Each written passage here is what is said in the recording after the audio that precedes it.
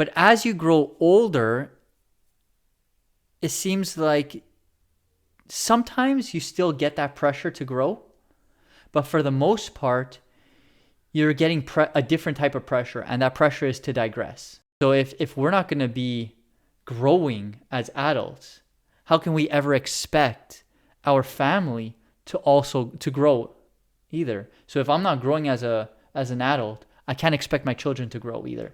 They might grow physically, and a lot of people think that's sufficient. Yeah, they're growing.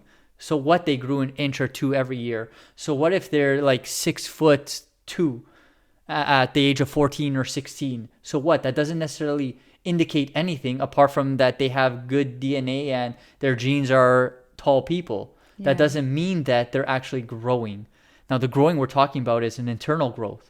Growing Character. of the mind, of Yeah, the your of the character growing. character, exactly. So this is what we want to be able to bring out in our lives as well as in the lives of our kids, to grow. But what's happening on the other side with grown-ups and adults is that for the most part, a lot of times as you're younger, there's this pressure to grow. And it's like we reach a certain peak of maturity. And then all of a sudden, there's this pressure that's put on us to start digressing. And what do I mean about pressure to digress once you become an adult? As we become adults, how do we navigate through all of that?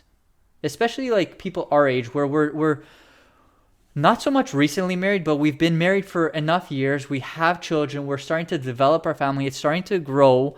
And we've had a few years of experience now. So we've started implementing our own methods now with our kids. We've started to push away from some of the things we've picked up when we were younger and trying to improve on that. Right? And now we're starting to see pressure from other people that's either you think you're better than us, could be one phrase that they use, or what you think what we do is not good enough anymore.